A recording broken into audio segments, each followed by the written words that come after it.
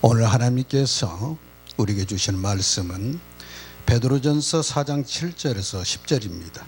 베드로전서 4장 7절에서 10절 말씀 제가 봉독에 올리겠습니다.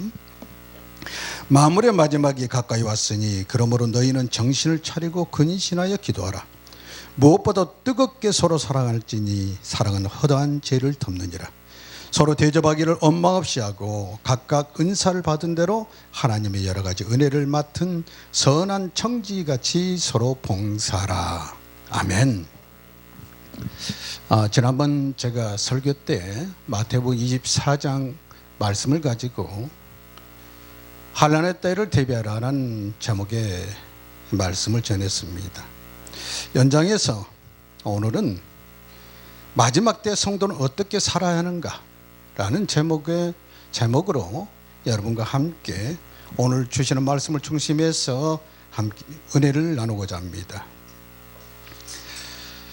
모든 피조물은 시작이 있으면 끝이 있습니다. 그래서 우리는 지금 우리가 살고 있는 지금의 때를 마지막 때라고도 하고 종말이라고도 하고 또한 주님이 오실 가까운 강림하실 때라고도 이렇게들 얘기하고 있습니다. 구약에서는 마지막 때를 종말로 말씀하고 있습니다. 이사야서 46장 10절에 보면은 내가 시초부터 종말을 알리며 이랬습니다. 시초부터 이미 종말에 대해서는 말씀이 되어 있다는 것입니다. 그러면 우리는 지금 이 시대 마지막 때를 살고 있는 성도들은 과연 어떠한 자세로 이 마지막 때를 살아가야 할 것인가, 오늘 말씀을 통해서 다시 한번 상기하고 주님이 기뻐하시는 삶을 사시기를 주님의 이름으로 축원합니다. 성경 곳곳에서 종말이 가까웠음을 말씀하고 있습니다. 데살로니가후서와 그리고 야고보서 5장 8절에는 주의 강림이 가까이 왔다고 말하고 있습니다. 이것이 즉 마지막이 가까웠다는 말씀입니다. 그리고 계시록 1장 3절과 22장 10절에서는 때가 가까웠다고 말씀하고 있습니다. 역시 이것도 주님의 강림이 가까워진 마지막 때. 그러면 이 마지막 주님의 강림의 시기는 어느 때인가? 그것은 마태복음 24장 36절에서 강림의 시기는 천사도 모르고 인자도 모른다고 말씀하셨습니다. 왜냐하면 그것은 아버지의 권한에 속해 있기 때문에 인자도 모른다고 말씀했습니다.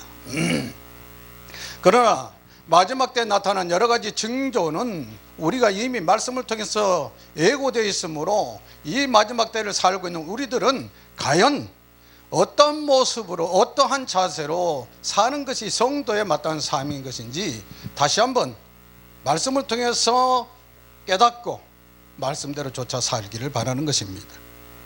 오늘 말씀을 통해서 마지막 때를 사는 성도는 첫째 기도하라고 말씀하고 있습니다. 성도에게 기도는 의무이자 특권입니다. 데살로니가전서 5장 17절에서는 쉬지 말고 기도하라고 말씀하고 있습니다. 이 쉬지 말고 기도하라, 이것이 예수 그리스도 안에서 우리를 향하신 하나님의 뜻이라고 말씀하고 있는 것입니다. 마지막 때에도 기도하고 쉬지 말고 그 기도를 쉬지 말고 하라는 것입니다. 이 기도를 어떻게 할 것이냐?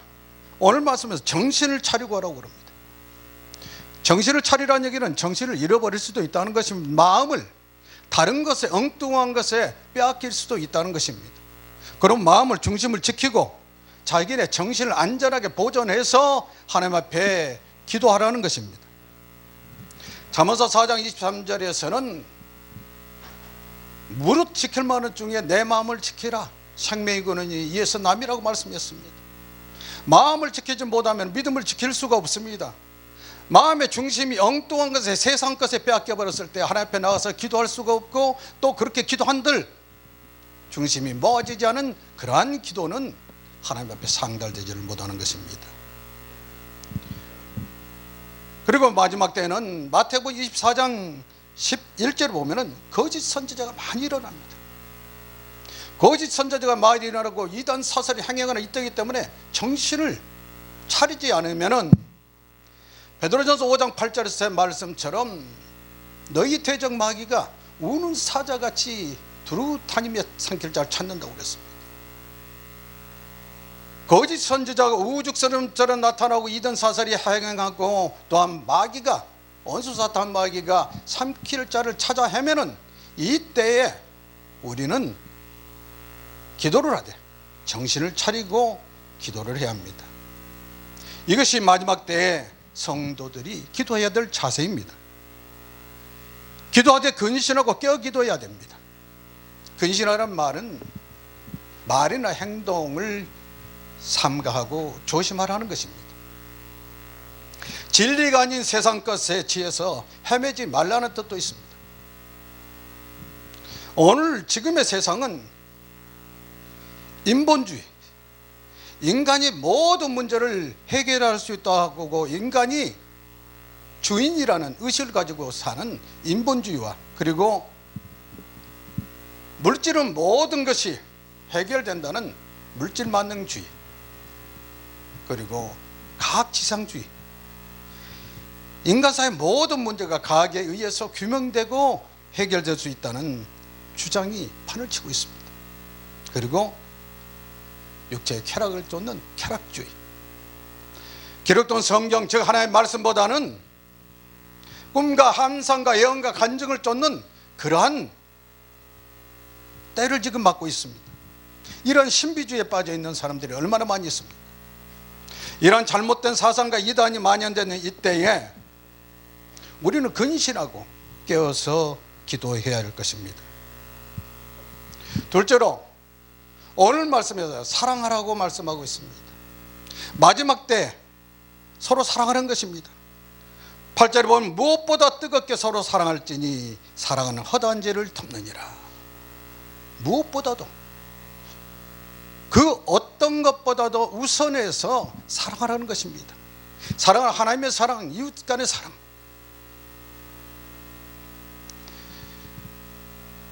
이 사랑은 고린도전서 10장 13절에서도 믿음, 소망, 사랑 이 세 가지 항상 있을 것인데 그 중에 제일은 사랑이라고 말씀하고 있습니다. 특히 말세는 불법이 성해서 사랑이 식어갑니다. 그러므로 사랑하라, 뜨겁게 사랑하라고 말씀하고 있습니다. 또한 예수님께서 새 계명을 주셨는데 요한복음 13장 34절 35절 말씀에 새 계명을 너희에게 주노니 너희는 서로 사랑하라. 내가 너희를 사랑한 같이 너희도 서로 사랑하라. 이로써 모든 사람이 너희가 내 제자인 줄 알리라. 예수 그리스도의 제자된 삶을 살아가는 우리들은 예수 그리스도를 본받아서 서로 사랑해야 됩니다. 그럼 사랑을 뜨겁게, 뜨뜻미지근하게가 아니라 뜨겁게 사랑해야 된다. 불법이 성하는 마지막 때에 이때는 사랑이 식어가는 때이기 때문에 하나님의 자녀들은 사랑하라되 뜨겁게 사랑하라는 것입니다. 베드로전서 1장 22절에서도 마음으로 진리를 순종하는 너희가 영원히 깨끗해져서 너희가 서로 사랑할지니 피차 서로 뜨겁게 사랑하라고 있는 것입니다. 사랑을 하되 일방적인 짝사랑이 아니라 서로 사랑하라는 것입니다. 사랑하는 시절 식어가기 때문에 지금은 부모 형제 사랑은 이웃간의 사랑 물론이야 부모 형제 사랑도 못합니다. 무관심하고 있습니다. 나하고 이해관계가 얽히지 않으면 방관해버립니다. 모른 척 해버립니다. 심지어 부모까지도 내몰라라 하는 그러한 악한 시대를 지금 살고 있는 것입니다. 이러한 사랑을 뜨겁게 하면은 사랑하는 사람들은 또 그 사랑으로 해서 허다한 허물, 허다한 죄를 덮는다고 말씀하고 있습니다. 잠언서 10장 12절에서 미움은 다툼을 일으켜도 사랑은 모든 허물을 가려주는 것이라고 했습니다. 마지막 때에 살아가는 우리들, 율법은 사람의 허물을 들추고 그리고 죄를 들추어서 정죄하고 심판하겠지만은 은혜의 복음을 먹은 우리들은 주께서 십자가에 못 박혀 죽으심으로 그 보혈로 우리의 제 대속함을 입었으니 그 제 대속함을 입은 우리도 사랑으로 허물을 덮어줘야 됩니다. 누군가의 허물이 보여지면은 뒤에서 수군거리고 비방하고 판단한 자리에 있을 것이 아니라 그러한 허물을 보면은 그를 위해서 기도해야 합니다. 우리는 복 있는 자들입니다. 복 있는 자, 복 받은 자는 복 받은 자의 모습대로 살아가야 됩니다. 시편 32편 1절에서 허물의 사함을 받고 자신의 죄가 가려진 자는 복이 있다고 말씀했습니다. 우리는 주님의 십자가의 은총으로 허물의 사함을 받고 우리 죄가 가려진 자들입니다. 예수 그리스도의 제자들로서 예수 그리스도를 본받아서 뜨겁게 사랑할 뿐만 아니라 허다한 허물들을 덮어줘야 됩니다. 허물이라는 것은 우리가 일상생활 가운데서 저질러질 수 있는 크고 작은 죄들입니다. 이러한 것들을 보는 건건마다 우리가 만약에 뒤에서 수군거리고 비방한다면 그것은 하나님의 자녀된 본된 모습이 아니고 마지막 시대를 살아가는 하나님의 자녀들의 삶의 자세가 아니라는 사실입니다. 또한 허물을 사해주는 것, 허물을 덮어주는 것은 타인을 위해서, 상대를 위해서 뿐만 아니라 나를 위해서 허물을 사해주고 덮어주는 것입니다. 이사야서 43장 25절에서는 나 곧 나는 나를 위하여 허물을 도말하는 자니 하나님께서 당신을 위해서 우리의 허물을 도말해 주신다고 그랬습니다. 지난번에 말씀드렸던 대로 도말은 질도체에 지울 말자를 써서 칠을 발라서 지워버린다는 것입니다. 우리의 허물을 하나님께서는 하나님의 당신을 위해서 사해 준다고 했으면 우리도 나 자신을 상대를 위해서 허물을 사해 주면은 그것이 상대를 위해 줄 뿐만 아니라 내 자신을 위해서라는 사실을 믿으시고 사랑한 마음으로 누군가의 허물이 보여지거든 그것을 판단하고 비방하고 수군거리지 말고 덮어주고 주님 앞에 나가서 기도하는 자 여러분 되시기를 주님의 이름으로 축원합니다. 세 번째는 서로 원망 없이 대접하고 봉사하라고 말씀하고 있습니다. 본문 구절에서 서로 대접하기를 원망 없이 하라고 했습니다. 여기서 원망한다는 것은 불평한다는 것입니다. 또한 수군거린다는 뜻입니다. 언젠가 제가 은혜가 먼저라는 제목의 말씀을 전할 때 마르다께서 예수님을 자기의 집으로 모셔드려서 예수님을 대접하기 위해서 준비하는 도중에 동생 마리아가 자기를 돕지 않음으로 인해서 입이 대빨에 나와가지고 그 마음속에 원망하는 마음이 있어서 동생이 나를 돕지 않는 것을 보고만 계시겠냐고 주님 앞에 나가서 말씀하고 있는 걸 봅니다. 봉사를 하고 대접하는 것은 기쁜 마음으로 자원한 마음으로 감사함으로 감당해야 되는데 마지못해서 억지로 하는 대접이고 봉사라면은 대접을 받고 봉사를 받는 사람도 불편할 뿐만 아니라 그 대접과 봉사는 하나님 보시기에 기뻐하시지 않으신다는 사실입니다. 하나님께 드리는 예물도 인색함으로 억지로 드리는 것이 아니라 마음에 정한 대로 드리라고 그랬습니다. 그래서 하나님은 즐겨낸 자를 사랑하신다고 고린도후서 9장 7절에서 말씀하고 있습니다. 하나님께 드리는 예물, 그것이 예물의 크기가 문제가 아니라 그 마음의 중심이, 나 같은 죄인이 드리는 예물을 하나님께서 받아주시니 얼마나 감사한 것이, 기쁜 마음으로 감사함으로 또 비록 적은 것일지라도 하나님 앞에 드릴 수 있다는 사실에 감사하면서 드린다면 하나님께서는 갑의 2렙돈을 크다고 말씀하신 것처럼 여러분이 드리는 예물을 그 분량을 보시지 않으시고 그 마음의 중심을 하나님께서는 달아보신다는 사실을 기억하시기 바랍니다. 선한 청지같이 봉사를 할 때는 선한 청지같이 봉사해야 됩니다.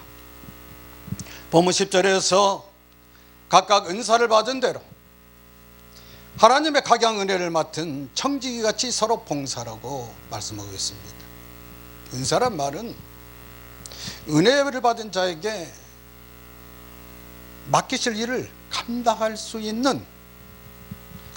있도록 하나님께서 값없이 주시는 선물입니다. 청지기는 주인이 아닙니다. 청지기는 주인을 명에 따라서 주인의 것을 가지고 주님의 뜻을 행하는 자인 것입니다. 우리 모두는 하나님의 청지기입니다. 하나님의 청지기는 하나님의 뜻대로 하나님의 뜻을 좇아서 행해야 되는 것입니다. 내 뜻대로 하는 것이 아닙니다. 예수님께서도 하나님께서 아버지께서 내 안에 계시니 나는 아버지의 음성을 듣고 행한다고 했습니다. 우리도 우리 안에 계시는 주님의 음성을 듣고 주님의 뜻을 좇아 행해야 될 줄로 믿으시기 바랍니다. 우리는 시간의 청지기요, 또한 물질의 청지기요, 은사의 청지기인 것입니다. 그러므로 사랑도 하나님의 뜻대로 하나님께서 예수님께서 우리를 사랑하신 것 같이 우리도 서로 사랑해야 됩니다. 그리고 원망 없이 대접해야 됩니다. 그리고 선한 청지기처럼 봉사해야 됩니다. 고린도 4장 2절에서 맡은 자에게 구할 것은 충성이라는데 바로 이것이 충성입니다. 주인의 뜻대로 행하는 자, 주인의 뜻대로 행하는 자가 충성된 종입니다. 이러한 충성된 종들에게는 고린도서 15장 58절에 보면 상급을 주실 것을 약속하고 있습니다. 내 사랑하는 형제들아, 견실하며 흔들리지 말고 항상 주의 일에 더욱 힘쓰는 자가 되라. 이런 너희 수고가 헛되지 않은 줄 알미라. 수고가 헛되지 않다고 말씀하고 있습니다. 하나님께서 그 수고를 기억하시고 상급을 주십니다. 마태복음 25장 14절 이하에 보면은 달란트 비유가 있습니다. 5달란트 맡은 자는 5달란트를 남겼고 2달란트 맡은 자는 2달란트를 남겼습니다. 주인이 타국에서 돌아와서 결산할 때 5달란트 남긴 자 2달란트를 남긴 자에게 잘했도다. 착하고 충성된 종아, 네가 적은 일에 충성하였으니 내가 너에게 더 큰 것을 맡긴다고 말씀하십니다. 그리고 주인의 즐거움에 참여할지어다. 우리는 우리에게 맡긴 역사 힘을 다해 마치고 혼인잔치에 참여하듯이 주인의 상에 즐거움에 참여할 수 있는 그러한 하나님의 종들이 되시기를 주님의 이름으로 축원합니다. 하나님께서는 또한 심는 대로 거두게 하십니다. 갈라디아서 6장 7절에서 사람이 무엇으로 심든지 그대로 거두리라. 우리가 일반적으로도 콩 심을 때 콩 나고 팥 심을 때 팥 난다고 그랬습니다. 우리가 주의 사랑으로 사랑을 심으면 사랑이 날 것이요, 선한 마음으로 착한 행실로 하나님 앞에 영광을 돌리면 하나님께서 받으시고 그것을 기쁘게 받으시 하나님께서 우리에게 크신 은혜와 사랑을 넘치도록 부어주실 줄 믿습니다. 그러므로 오늘 말씀 베드로전서 4장 11절에서는 누가 말을 하려면 하나님의 말씀을 하는 것 같이 하고, 누가 봉사를 하려거든 하나님이 공급하시는 힘으로 하는 것 같이 하라.